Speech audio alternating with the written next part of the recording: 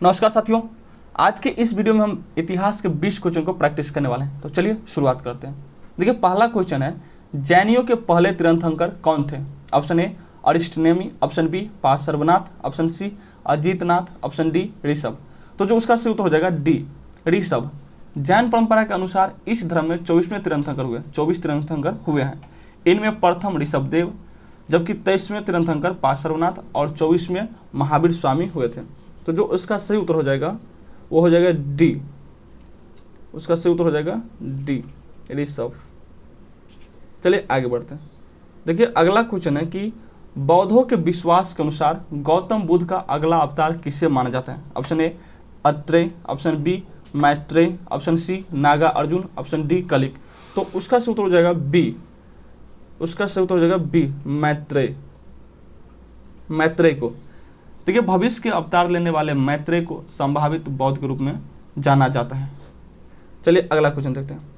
तीसरा क्वेश्चन है कि कलिंग युद्ध किस वर्ष हुआ था? ऑप्शन ए 260 ईसा पूर्व, ऑप्शन बी 261 ईसा पूर्व, ऑप्शन सी 126 ईसा पूर्व और ऑप्शन डी 232 ईसा पूर्व। तो ये जो सही होगा 261 ईसा पूर्व। 261 ईसा पूर्व जो है उसका सही उत्तर हो जाएगा ऑप्शन नंबर बी। अशोक के 13वें शिलालेख से यह ज्ञात होता है कि अशोक ने अपने राज्याभिषेक के 8वें वर्ष अर्थात 261 ईसा पूर्व में कलिंग का युद्ध लड़ा था। इस युद्ध में हुए जो भारी नरसंहार से अशोक ने युद्ध नीति को त्याग कर धम्म नीति यानी मतलब जो होता ना धर्म नीति को अपना लिया। चलिए आगे बढ़ते हैं।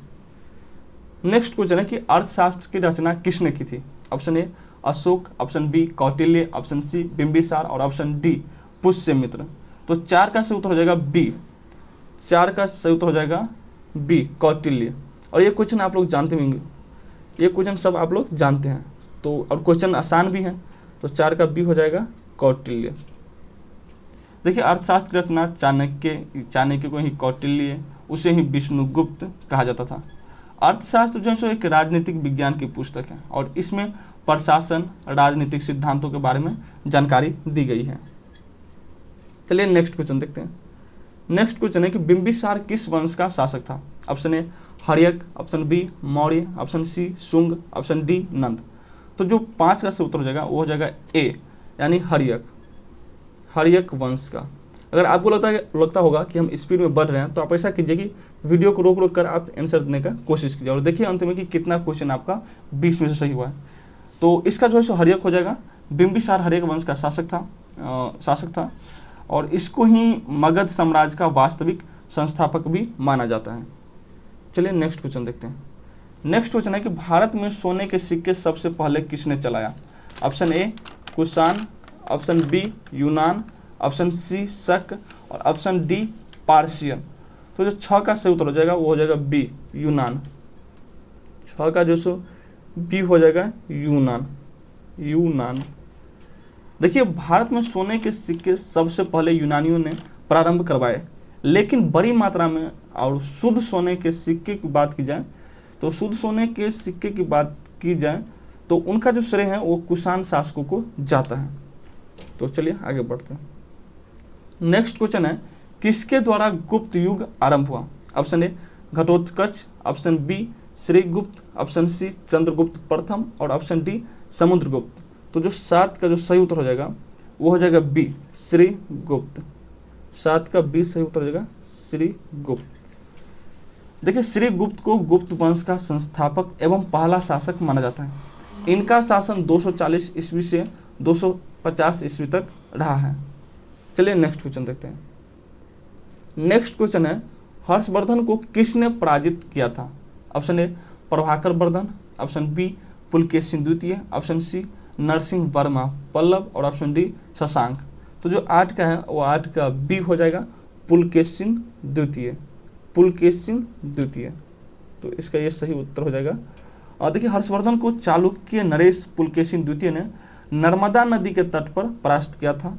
इस युद्ध के बारे में जानकारी ऐहोल अभिलेख से मिलती है। इस युद्ध के बाद पुलकेशिन द्वितीय ने परमेश्वर की उपाधि ग्रहण किया था। चलिए नेक्स्ट क्वेश्चन पर चलते हैं। आगे नेक्स्ट क्वेश्चन है, निम्न में से कौन कनिष्क का दरबारी चिकित्सक था? Option A Vasumitra, option B Naga Arjun, option C Charak और ऑप्शन डी पतंजलि। तो उसका से उत्तर हो जाएगा सी चरक। उसका जो सो उत्तर सी हो जाएगा और आंसर होगा चरक। देखिए जो कनिष्क का राज वैद्य है और आयुर्वेद का विख्यात विद्वान चरक था, जिसने चरक संहिता की भी रचना की है। तो उसका से उत्तर हो जाएगा चरक। चलिए नेक्स्ट क्वेश्चन देखते हैं। देखिए 10वां क्वेश्चन है कि अधिकांश चोल मंदिर किस देवी या देवता को समर्पित था। तो 10 का वो बी हो जाएगा, शिव का। देखिए अधिकांश चोल मंदिर जो है सो भगवान शिव को ही समर्पित है। तो उसका उत्तर आप लोग पहले से जानते होंगे, तो ये बी। चलिए आगे बढ़ते हैं। तो अगला क्वेश्चन है चारों मठों यानी श्रृंगेरी, बद्रीनाथ, द्वारका और पुरी किसके द्वारा स्थापित की गई थी। Option A Ramanujan, option B Ashoka, option C Shankaracharya और ऑप्शन डी इनमें से कोई नहीं। तो जो 11 का जो सही उत्तर होगा वो हो जाएगा सी शंकराचार्य ने चारों मठों यानी श्रृंगेरी, बद्रीनाथ, द्वारका और पुरी की जो है सो स्थापना की थी। तो ऑप्शन नंबर सी हो जाएगा शंकराचार्य। तो ये ऑप्शन नंबर सी शंकराचार्य। चलिए आगे बढ़ते हैं। देखिए अगला क्वेश्चन है कि हल्दी घाटी की लड़ाई वर्ष में लड़ी गई थी, यानी डॉट है, कब लड़ी गई थी। तो 1764 ईस्वी या 1526 या 1576 या 1857। तो उसका सही उत्तर हो जाएगा सी 1576। तो ऑप्शन नंबर सी जो है उसका सही उत्तर हो जाएगा। देखिए 1576 ईस्वी में हल्दी घाटी की लड़ाई अकबर और महाराणा प्रताप के बीच लड़ी गई थी। तो जो 12 का सी उत्तर हो जाएगा। तो चलिए आगे बढ़ते हैं। जो 13 नंबर क्वेश्चन है कि मुगलों की दरबारी भाषा क्या थी। Option A Urdu, option B Hindi, option C Arabi, option D फारसी। तो 13 का जो उत्तर होगा वो हो जाएगा डी फारसी। फारसी जो है उसका सही उत्तर हो जाएगा। देखिए मुगल साम्राज्य की जो है राजकीय भाषा फारसी थी। मुगल काल में सभी कार्य फारसी भाषा में ही होते थे। चलिए आगे बढ़ते हैं। नेक्स्ट क्वेश्चन है 14 नंबर का कि पानीपत का दूसरा युद्ध किसके बीच लड़ा गया। ऑप्शन ए अकबर और हेमू, ऑप्शन बी राजपूतों और मुगलों के बीच, ऑप्शन सी बाबर और इब्राहिम लोदी के बीच और ऑप्शन डी सिकंदर और आदिल शाह के बीच। तो 14 का जो ए हो जाएगा। पानीपत की जो दूसरी लड़ाई है वो 1556 ईस्वी में मुगल बादशाह अकबर और हेमू विक्रमादित्य के मध्य हुआ था।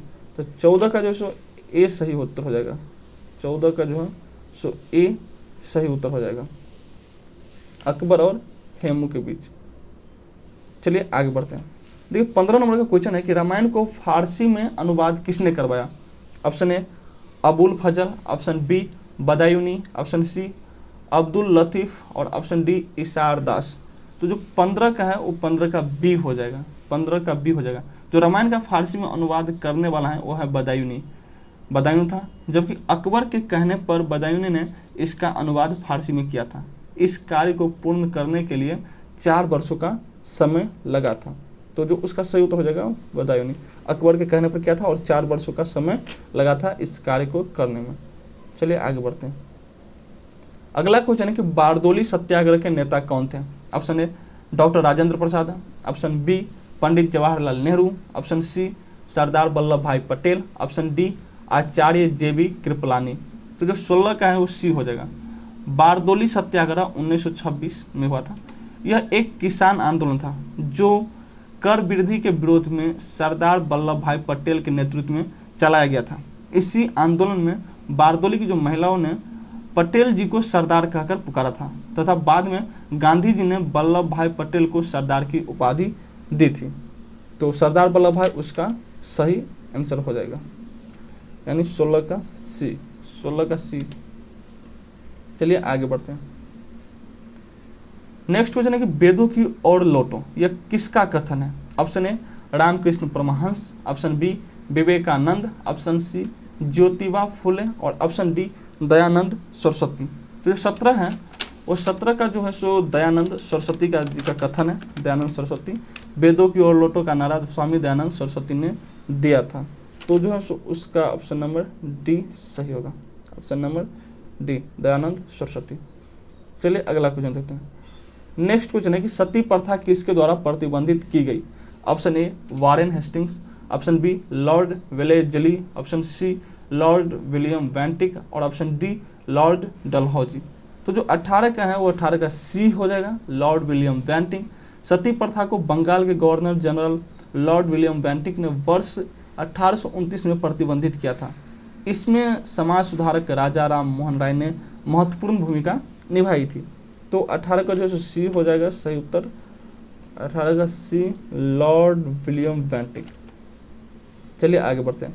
19 नंबर का क्वेश्चन है कि भारत में पहली बार ट्रेन का संचालन किस वर्ष हुआ? Option A 1848, option B 1853, option C 1875, option D 1880। तो जो भारत में पहली रेल वर्ष 1853 में मुंबई से थाने के मध्य चलाई गई थी, तो उसका सही उत्तर हो जाएगा बी 1853 बी। आप लोग भी उसका आंसर देने की कोशिश कीजिए और फिर अंत में देखिए कितना क्वेश्चन आपका सही हुआ है। देखिए भारतीय राष्ट्रीय कांग्रेस की पहली महिला अध्यक्ष कौन थी? Option A Shrimati Annie Besant, option B Shrimati Sarojini Naidu, option C Shrimati Nellie Sen Gupta और ऑप्शन डी है अरुणा आसफ अली। तो देखिए 20 का जो ए सही हो जाएगा श्रीमती एनी बेसेंट। तो भारतीय राष्ट्रीय कांग्रेस की पहली महिला अध्यक्ष कौन थी? Shrimati Annie Besant. जबकि श्रीमती एनी बेसेंट तो थी कलकत्ता अधिवेशन में 1917 में, जबकि कांग्रेस की पहली भारतीय महिला अध्यक्ष जो है वो सरोजिनी नायडू, यानी जो भारत की है वो सरोजिनी नायडू है, वो कानपुर अधिवेशन 1925 में। और जो तीसरा है, जो तीसरा महिला अध्यक्ष नेली सेन गुप्ता, वो भी कलकत्ता अधिवेशन 1933 में था। तो वो तो पहला हो गया श्रीमती एनी बेसेंट, दूसरा हो गया सरोजिनी नायडू जो है वो भारत की पहली महिला है, और जो श्रीमती नेली है वो तीसरी हो गया, जो कि 1933 का अधिवेशन कलकत्ता में हुआ था उसमें अध्यक्ष रही। तो आज के लिए 20 क्वेश्चन था, और देखिए इसमें से कितना क्वेश्चन आपका सही हुआ है कमेंट करके जरूर बताइएगा। और आज का वीडियो कैसा लगा कमेंट करके ये भी बता दीजिएगा, और चैनल को सब्सक्राइब नहीं किए हैं तो कर लीजिए। इसी तरह का आपको प्रैक्टिस सेट के रूप में मिलता रहेगा और सभी सब्जेक्ट का सब्जेक्ट वाइज मिलता रहेगा। तो चलिए आज इतना ही रखते हैं, मिलते हैं एक नए वीडियो के साथ, तब तक के लिए